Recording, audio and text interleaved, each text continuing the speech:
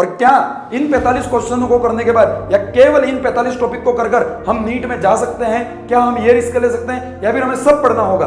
11वें number का topic है अपना moment of inertia. Moment of inertia से आपको लगभग क्वेश्चन देखने को मिलता है, या तो सीधा सीधा आपको मोमेंट ऑफ इनर्शिया पूछा जाएगा, या फिर कोई भी दो ऑब्जेक्ट रहेंगे उनके दो ऑब्जेक्ट का मोमेंट ऑफ इनर्शिया का रेशो पूछा जाएगा, या फिर आपको और ज्यादा ऑब्जेक्ट देकर कंपैरिजन करवाया जाएगा। बट तो दोस्त मैंने पिछले 10 सालों के पीवाईक्यू का एनालिसिस किया 10 इयर्स का, और 10 इयर्स के एनालिसिस से मैंने देखा कि एवरेज इन 45 टॉपिक से लगभग 25 से 35 क्वेश्चन आपको हर नीट के पेपर में देखने को मिल जाएंगे। इसमें बात करें YDSC one of the most important topic है।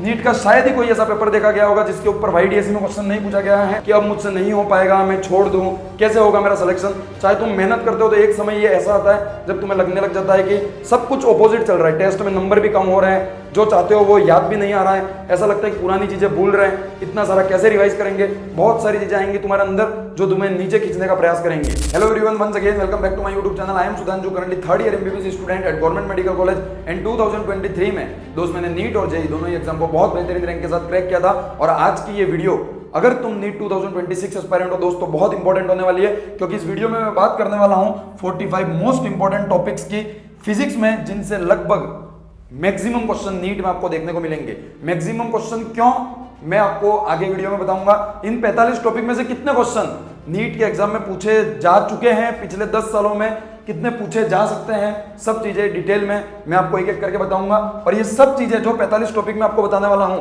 वो पीवाईक्यू के एनालिसिस के बेसिस पे बताने वाला हूं। साथ में केवल टॉपिक बता के नहीं छोड़ेंगे दोस्त, टॉपिक भी बताएंगे, वो टॉपिक किस चैप्टर का है वो भी बताएंगे, साथ में वो टॉपिक से किस टाइप के क्वेश्चन अब तक नीट के एग्जाम में आए वो भी बताएंगे। तो ये वीडियो आप सबके लिए बहुत इंपॉर्टेंट होने वाला है, क्योंकि सभी नीट एस्पायरेंट की एक ही दिक्कत है, वो है फिजिक्स दोस्त। तो फिजिक्स अगर आपकी दिक्कत है तो उस दिक्कत का समाधान करना मेरा काम है, और वो मैं इस चैनल पर आए दिन आपके लिए कुछ ना कुछ नया करता रहता हूं, जिससे कि आपको फिजिक्स आसान लगने लगे और आप फिजिक्स में बेहतर स्कोर कर आपका सपना पूरा कर पाए गवर्नमेंट मेडिकल कॉलेज में जाने का। तो अगर इस चैनल पर नए हो दोस्त तो सब्सक्राइब कर लेना। अगले 3 महीने ये चैनल पे तुम्हें वो कंटेंट मिलेगा जो तुम्हें तुम्हारी गवर्नमेंट मेडिकल कॉलेज की सीट के बहुत नजदीक ले जाके छोड़ देगा दोस्त। तो अगर तुम मुझे नहीं जानते दोस्त तो मैं आपको बता दूं, फिजिक्स में नीट के एग्जाम में मैं 165 मार्क्स और जेईई मेंस के एग्जाम में 99.6 परसेंटाइल स्कोर कर चुका हूं। और उसी अनुभव के बेसिस पर, उसी एक्सपीरियंस के बेसिस पर मैंने पिछले 10 सालों के प्रीवियस ईयर पेपरों को एनालिसिस किया और आज तुम्हारे सामने 45 ऐसे टॉपिक को लेकर आया हूं जिनसे हर बार या फिर हर बार नहीं तो एक साल छोड़कर एक साल नीट के एग्जाम में क्वेश्चन पूछा ही पूछा जाता है।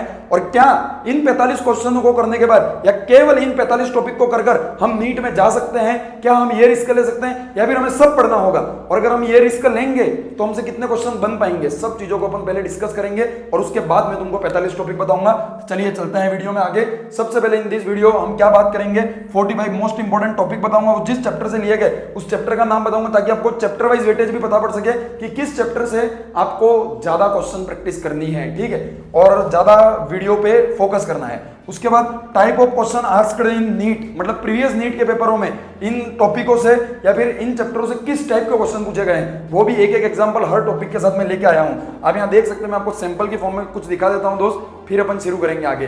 देखो यहां पर ये टॉपिक का नाम है, फिर चैप्टर का नाम है और एक क्वेश्चन जैसा नीट के एग्जाम में पूछा जाता है वो है। तो जब हम इन टॉपिकों पर बात करेंगे बहुत डिटेल में, पर उससे पहले कुछ चीजें क्लियर कर लेना जरूरी है। क्या केवल इन टॉपिक को पढ़ के जाने से हमारा नीट में सिलेक्शन हो जाएगा या हमारे फिजिक्स में बहुत बेहतर नंबर आ जाएंगे? नहीं दोस्त, केवल इन टॉपिक को पढ़कर तुम ये सोच रहे हो कि मैं 150 से ज्यादा नंबर ले आऊंगा, टू मच रिस्की, बहुत मुश्किल है। इन 45 टॉपिकों का बताने का मेरा मतलब कतई ये नहीं है कि केवल यही 45 टॉपिक से 45 क्वेश्चन आएंगे। मैं तुमको एक एनालिसिस जो मैंने किया बता देता हूं, केवल इन टॉपिकों को पढ़ के जाना है नहीं, पढ़ना सब कुछ है और ट्राई करना सब कुछ पढ़ने का। क्यों मैं समझाता हूं, क्योंकि अगर तुमने आज कोई चैप्टर फिजिक्स का छोड़ दिया, ठीक है, मान लो तुमने इलास्टिसिटी चैप्टर को छोड़ दिया, अब इलास्टिसिटी से सबसे इजी क्वेश्चन जो केवल एक बार किसी बच्चे ने वीडियो भी देखा हो या फिर एक बार केवल रीड भी किया हो, उससे वो इलास्टिसिटी का क्वेश्चन बन जाए, इतना आसान सा क्वेश्चन आ गए, बट तुम तो पढ़ के ही नहीं गए हो, तो तुमसे वो इलास्टिसिटी का क्वेश्चन क्या हो जाएगा, गलत हो जाएगा और तुम या तो उस क्वेश्चन को छोड़ के आओगे। और वहीं तुम रोटेशनल मोशन बहुत अच्छे से पढ़ के गए हो,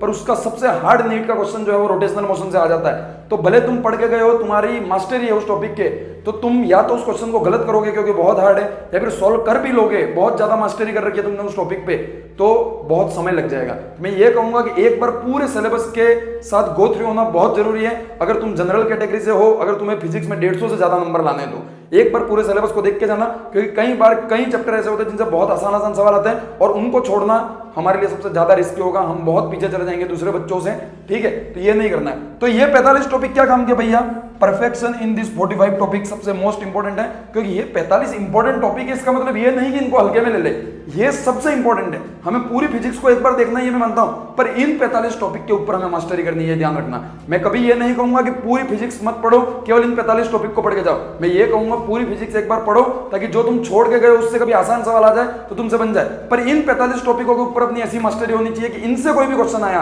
तो हमारा गलत नहीं होगा सर, ठीक है। आगे बढ़ते हैं, एक एनालिसिस भी मैं आपको बता देता हूं कि इससे कितने क्वेश्चन आने के चांस है नीट के पेपर में।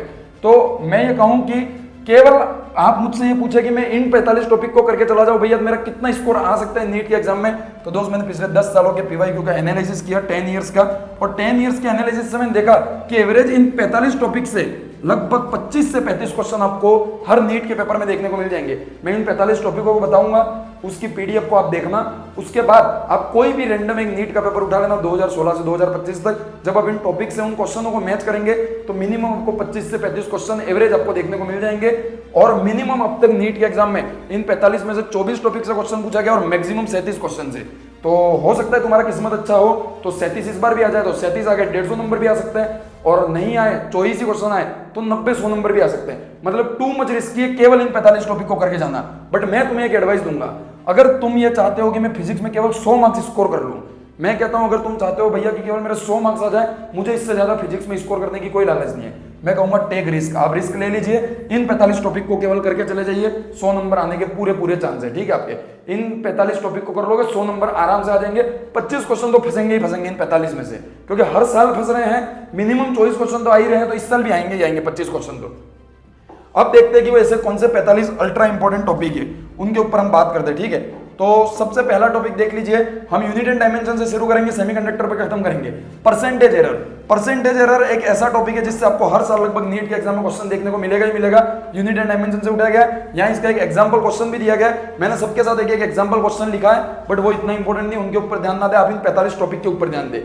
या आप चाहे तो नोटबुक लेकर पेन लेकर मेरे साथ ये 45 टॉपिक नोट कर सकते हैं। अगर आपको ये पूरी पीडीएफ चाहिए, क्वेश्चन भी देखने किस टाइप के क्वेश्चन आते हैं, कि पूरी पीडीएफ आपको मेरे टेलीग्राम चैनल पर मिल जाएगी। टेलीग्राम चैनल की जो लिंक है वो आपको नीचे डिस्क्रिप्शन बॉक्स में मिल जाएगी, ठीक है। सेकंड हम बात करें सेकंड टॉपिक की, तो रिलेटिव वेलोसिटी। रिलेटिव वेलोसिटी के ऊपर लगभग क्वेश्चन पूछा जाता है, काइनेमेटिक्स में 2D का टॉपिक है, और हमेशा ये रेनफॉल वाले जो क्वेश्चन रहते हैं, रिवर क्रॉसिंग वाले जो क्वेश्चन रहते हैं, इनके ऊपर आपको क्वेश्चन देखने को मिलता है। तीसरा velocity time graph, velocity time graph के ऊपर बहुत बार क्वेश्चन देखने को मिलता है, या तो कभी कभी सीधा ग्राफ बनाकर एरिया अंडर कर्व पूछ लेते हैं, या फिर कर्व का स्लोप पूछकर एक्सेलरेशन पूछ लेते हैं, इस टाइप के क्वेश्चन देखने को मिलते हैं। एक यहाँ एग्जांपल भी दे रखा है, बट बहुत अलग अलग टाइप के वीटी ग्राफ से क्वेश्चन पूछे जाते हैं, ग्राफ देकर भी पूछे जाते हैं, सीधा लैंग्वेज देकर भी पूछे जाते हैं। उसके बाद प्रोजेक्टाइल रेंज, प्रोजेक्टाइल मोशन के 3 फॉर्मूले हैं, उन तीनों में से किसी न किसी पे कभी न कभी कोई क्वेश्चन आता है, तीनों को भी बहुत अच्छे से कर ले। पांचवा टॉपिक एनएलएम की ओर चले अपन, तो लिमिटिंग फ्रिक्शन।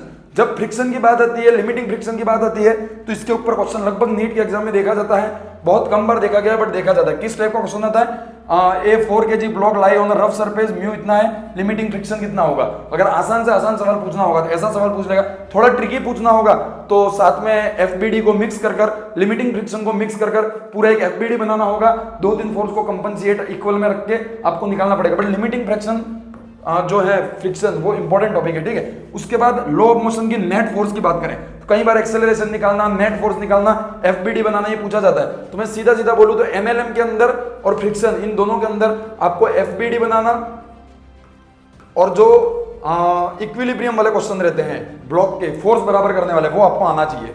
उसके बाद वर्क एनर्जी पावर की बात करें तो वर्क डन जो होता है वो निकालना आपको आना चाहिए, अलग अलग केसेस में, कब डिस्प्लेसमेंट के केस में क्या होता है, वेक्टर फॉर्म में कैसे निकालता है, हर अलग अलग कंडीशन में आपको वर्क डन निकालना आना चाहिए। सेकंड वर्क एनर्जी पावर की बात करें, काइनेटिक एनर्जी और काइनेटिक एनर्जी कंजर्वेशन। उसके बाद एनर्जी कंजर्वेशन का जो रूल है वो आपको अच्छे से आना चाहिए, उसके ऊपर अक्सर क्वेश्चन देखने को मिलते हैं। उसके बाद centre of mass and momentum की बात करें, मोमेंटम के ऊपर आपको लगभग क्वेश्चन देखने को मिलेगा, मोमेंटम कंजर्वेशन के ऊपर आपको लगभग क्वेश्चन देखने को मिलता ही है। तो 90 नंबर का टॉपिक मोमेंटम, इसको भी बहुत अच्छे से करके जाए आप। आगे हम बात करें सेंटर ऑफ मास की, तो किसी न किसी मास का या आपको सेंटर ऑफ मास, किसी न किसी पार्टिकल का, किसी न किसी ऑब्जेक्ट का आपको सेंटर ऑफ मास निकालना पूछा जा सकता है। सीधा आपको सेंटर ऑफ मास कैसे निकालते हैं पूछा जा सकता है, ठीक है। या फिर दो मासेस आपको अलग अलग दे देंगे, इनका सेंटर ऑफ मास क्या है, या फिर मल्टीपल मासेस दे देंगे, इनका सेंटर ऑफ मास क्या है। तो आपको हर ऑब्जेक्ट के लिए सेंटर ऑफ मास निकालना आना चाहिए। बात करें अगर हम अगले चैप्टर की, तो रोटेशनल मोशन, यहाँ से टॉपिक कट गया है दोस्त, तो मैं बता देता हूँ टॉपिक क्या था, movement of inertia. Movement of inertia जो अपना टॉपिक नंबर कौन सा 11वां नंबर का टॉपिक है अपना movement of inertia. Movement of inertia से आपको लगभग क्वेश्चन देखने को मिलता है, या तो सीधा सीधा आपको मूवमेंट ऑफ इनर्शिया पूछा जाएगा, या फिर कोई भी दो ऑब्जेक्ट रहेंगे उनके दो ऑब्जेक्ट का मूवमेंट ऑफ इनर्शिया का रेशो पूछा जाएगा, या फिर आपको और ज्यादा ऑब्जेक्ट देकर कंपैरिजन करवाया जाएगा, बट कुछ ना कुछ मूवमेंट ऑफ इनर्शिया का पूछा जाएगा। या फिर अगर एंगुलर मोमेंटम कंजर्वेशन पे पूछा ओमेगा वाला तो आई वाला, तो इसके अंदर भी आपका मूवमेंट ऑफ इनर्शिया कहीं ना कहीं यूज होगा। तो मूवमेंट ऑफ इनर्शिया बहुत इंपॉर्टेंट है रोटेशनल मोशन के बेसिक्स अगर आपको समझने हैं तो, ठीक है। उसके बाद टॉर्क अभी अभी नीट के एग्जामों में ये देखा गया कि टॉर्क के ऊपर लेटेस्ट बहुत सारे क्वेश्चन पूछे जा रहे हैं, क्योंकि इसमें वेक्टर भी यूज होता है, फोर्स भी यूज होता है, टॉर्क भी यूज होता है, रोटेशनल के कंसेप्ट भी यूज होता है, कई बार मूवमेंट ऑफ इनर्शिया भी यूज होता है। तो पूरा रोटेशनल मोशन और काइनेमेटिक्स कवर करने के लिए टॉर्क के ऊपर क्वेश्चन पूछे जाते हैं। टॉर्क आपको बहुत अच्छे से आना चाहिए, बेसिक्स आपको बहुत अच्छे से आने चाहिए। और एक बार दोस्त मैं 100% जानता हूं सभी नीट एस्पायरेंट को रोटेशनल मोशन बहुत हार्ड चैप्टर लगता है, बहुत हार्ड चैप्टर लगता है। मैं जानता हूं तुमसे नहीं बनता है, चाहे आप हिंदी मीडियम के छात्र हो दोस्त या इंग्लिश मीडियम के। अगर आपको रोटेशनल मोशन कमजोर हो, आप रोटेशनल मोशन में आपको हार्ड लगता है, आपसे क्वेश्चन नहीं बनते, आप दोस्त कमेंट बॉक्स में मेरे को कमेंट करके जाना। अगर 100 से ज्यादा कमेंट आते हैं कि भैया आप रोटेशनल मोशन पढ़ाओ, मैं तुम्हें गारंटी के साथ कहता हूं 4 से 5 घंटे में रोटेशनल मोशन इस तरीके का पढ़ाऊंगा कि रोटेशनल मोशन का कोई भी क्वेश्चन नीट में तुमसे कभी गलत नहीं होगा, चाहे कैसा भी क्वेश्चन पूछ ले। मेरा रोटेशनल मोशन सबसे फेवरेट टॉपिक था, सबसे फेवरेट चैप्टर था। अगर आपको भी फेवरेट बनाना है, अगर 100 कमेंट इस वीडियो में आते हैं कि रोटेशनल मोशन आपको पढ़ना है, तो मैं आपको रोटेशनल मोशन इसी चैनल पर बिल्कुल फ्री ऑफ कॉस्ट पढ़ाऊंगा, हिंदी इंग्लिश दोनों मीडियम में। 4 से 5 घंटे का वन शॉट लेक्चर रहेगा, जिसके अंदर मैं पूरा हर चीज पढ़ा दूंगा, ठीक है। तो चाहो तो बताना। उसके बाद ग्रेविटेशन की जब भी बात करें, हमको एस्केप वेलोसिटी निकालना आनी चाहिए। एस्केप वेलोसिटी और जो एनर्जी कंजर्वेशन होती है एस्केप करने में, वो दोनों चीजें आनी चाहिए। एस्केप वेलोसिटी का केवल फॉर्मूला याद नहीं करना आपको, एस्केप वेलोसिटी का फॉर्मूला और डेरिवेशन की कैसे निकाली जाती है, वो दोनों चीजें आपको आनी चाहिए। आगे हम नेक्स्ट टॉपिक की ओर बढ़े तो orbital velocity. Orbital velocity gravitation का एक मॉडर्न टॉपिक है, केपलर के रूल, ये सब चीजें इंपॉर्टेंट हैं, तो ये भी आपको अच्छे से आनी चाहिए। नेक्स्ट हम बात करें मैकेनिकल प्रॉपर्टी ऑफ सॉलिड, तो एक ही टॉपिक में बोलूंगा इसके अंदर पढ़ने के लिए, वो है यंग मॉड्यूलस। यंग मॉड्यूलस का जो फॉर्मूला है वो टॉपिक अगर आपको आता है तो, अगर सॉलिड वाले चैप्टर से अगर आपको पूरा इलास्टिसिटी सॉलिड वाला चैप्टर छोड़ के जाना है, केवल यंग मॉड्यूल को कर लेना, 70 से 80% क्वेश्चन आपके बन जाएंगे। नेक्स्ट बात करें फ्लूइड वाले चैप्टर की, तो प्रेशर इन फ्लूइड, ये प्रेशर निकालना आपको आना चाहिए। बाकी फ्लूइड वाला चैप्टर और इलास्टिसिटी आप चाहो तो छोड़ भी सकते हो, ये जो 1 2 3 टॉपिक इंपॉर्टेंट है उनको कर लेना, ठीक है। और भी क्या क्या इंपॉर्टेंट है तो मैं आपको अलग से पिन कमेंट में कमेंट कर दूंगा इन दोनों चैप्टरों का। नेक्स्ट अगर हम एसएचएम की बात करें तो एसएचएम में टाइम पीरियड निकालना आपको अलग अलग केसेस में अलग अलग कंडीशन में आना चाहिए। कभी T/6 होता है, कभी T/12 होता है, कभी T/8 होता है, या ऐसा पूछा जाता है अगर ये पूरा एसएचएम है तो अगर पार्टिकल यहां से यहां तक आया और टोटल टाइम पीरियड अगर T है तो यहां तक आने में कितना टाइम लगेगा, तो T/6, T/8, T/12 इस टाइप के आपको ऑप्शन मिलेंगे और पूछा जाएगा ऐसा क्वेश्चन। तो टाइम पीरियड निकालना आपको एसएचएम के अंदर आना चाहिए।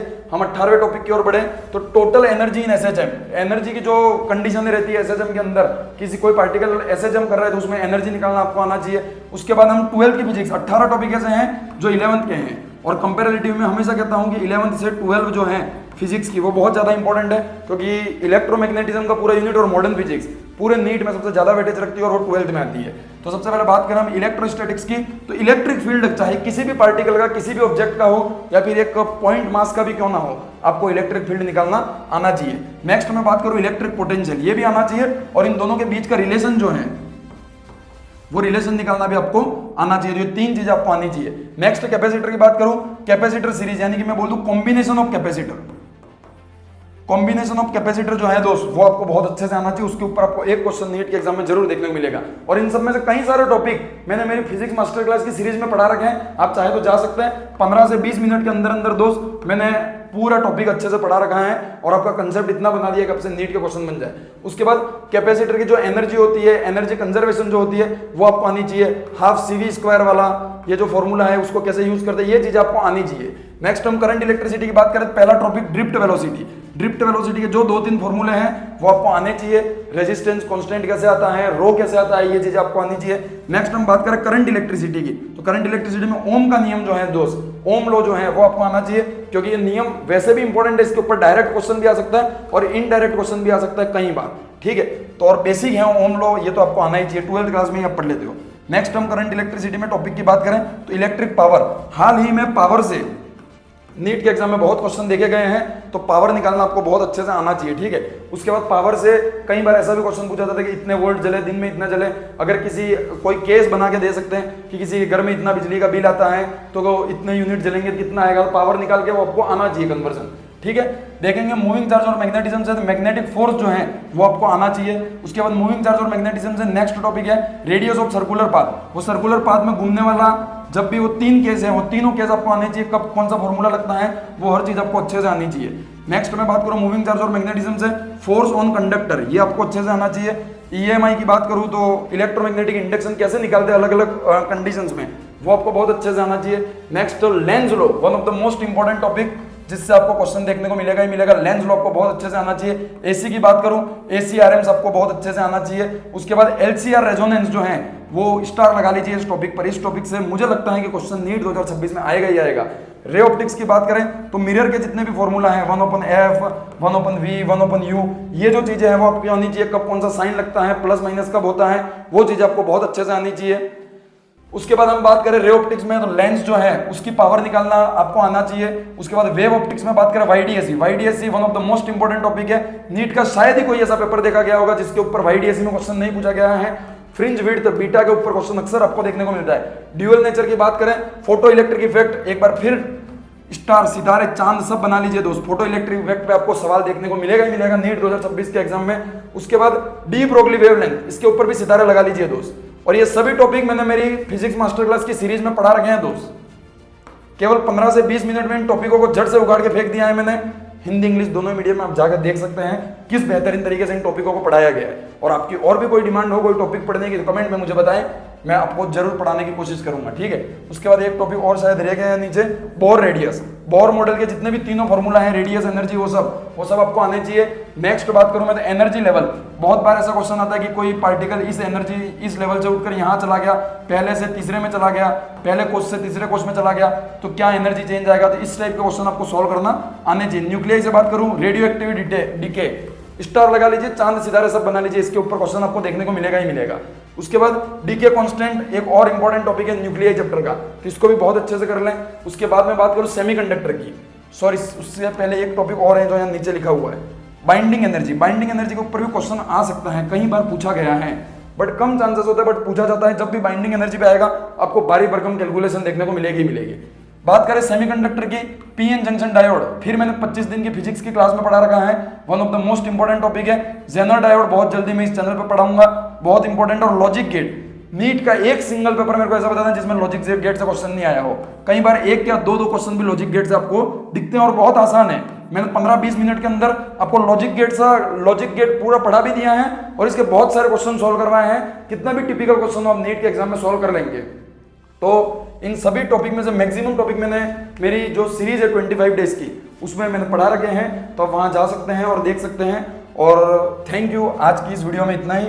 मिलते हैं अगले वीडियो में किसी और नए टॉपिक के साथ। केमिस्ट्री और बायोलॉजी की भी ऐसी आप वीडियो चाहते हैं एनालिसिस वाली, तो मुझे कमेंट बॉक्स में जरूर बताएं।